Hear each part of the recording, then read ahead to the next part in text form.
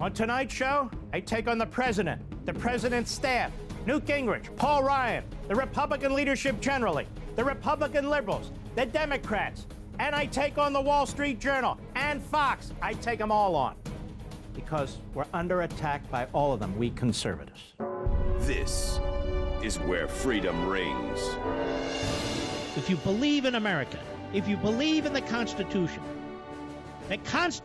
empowers us. It's a new day.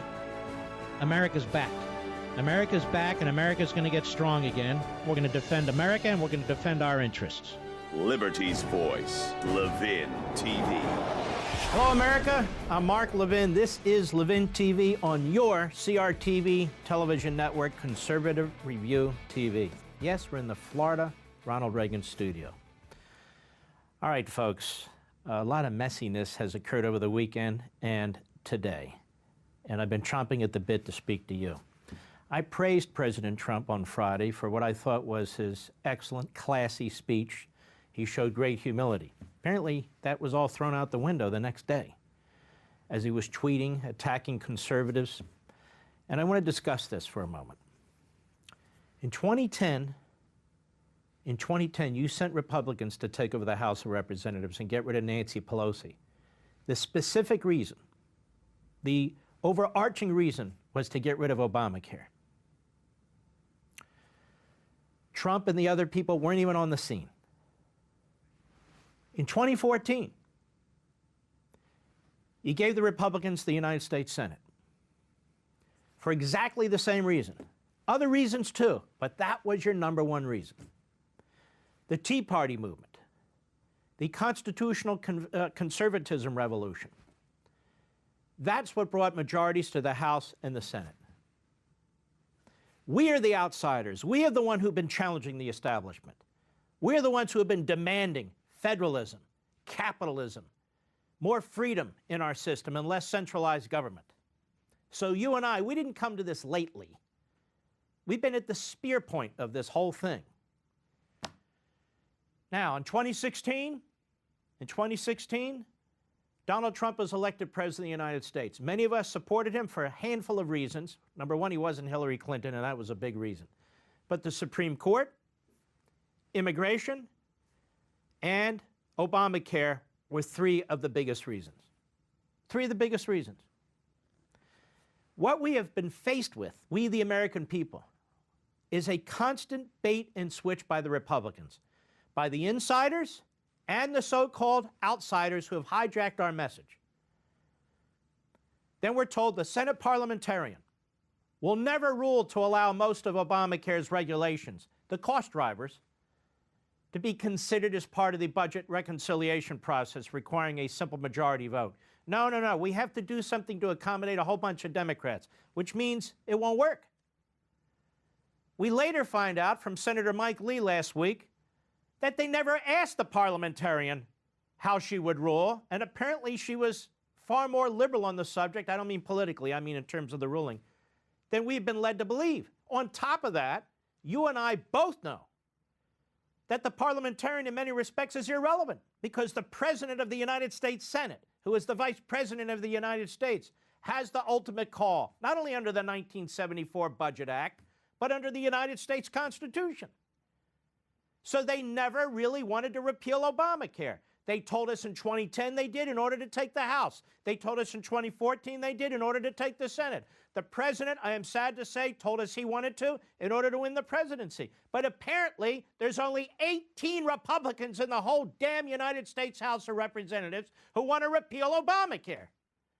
And for that, they're under brutal attack for the last 72 hours by Republicans and by the Republican surrogate media, including Fox, and the phony Wall Street Journal editorial page. Now, let's talk about the Ryan-Trump Republican substitute bill for Obamacare. Pre-existing conditions, kept. Medicaid expansion, kept. Children up to 26 years old on their parents' health care, kept.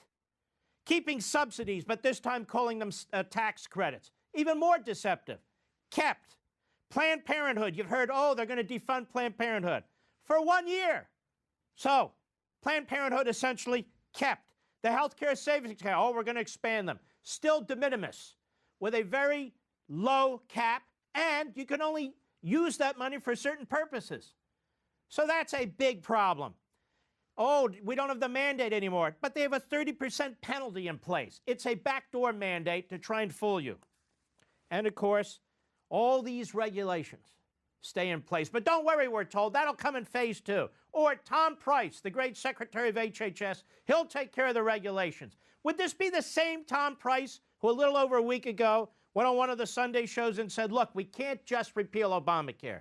We have to replace it. They voted over 40 times to repeal Obamacare. They told us if we had a different president, he would sign it. They sent one to the President of the United States at the time, Barack Obama, a repeal. He obviously vetoed it. Okay, we'll send him another one. Now we have a new president. They won't do it. Now they tell us they can't get it done. Let me tell you a little secret. If Barack Obama had proposed the Ryan Trump Republican health care bill in 2010, not a single Republican would have voted for it. And none of us would have supported it then as we don't support it today. I want you to think about what I said. Not a single Republican would have voted for the Ryan Trump Republican substitute bill on Obamacare because it is built on the Obamacare foundations. That's the problem. It's not built on federalism or competition or capitalism. It goes exactly the wrong direction. Now, in the meantime, Donald Trump himself is now attacking conservatives. 18 members of the Freedom Caucus. Now, 193 Democrats opposed his and Ryan's bill. 6 Republican moderates opposed his and Ryan's bill. Got that?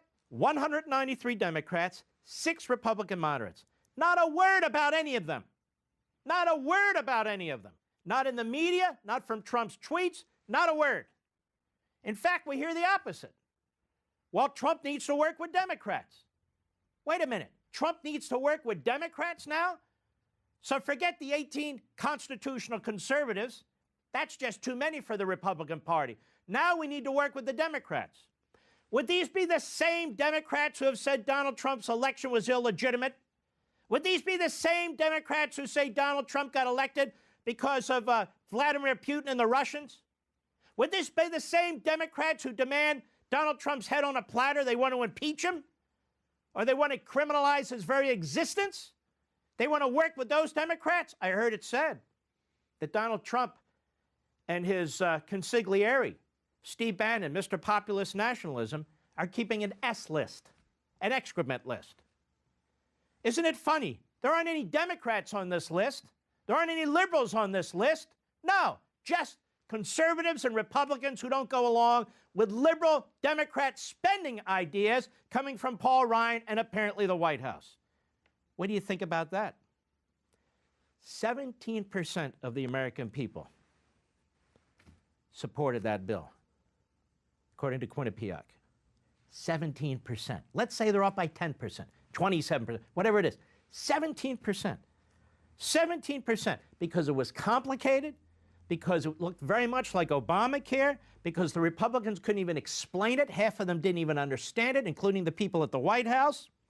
17%. And they wanted it done in 18 days. A complicated matter that takes an enormous amount of work. You trash the conservatives, right?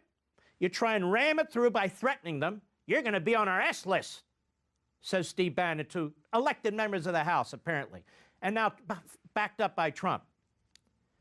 18 days.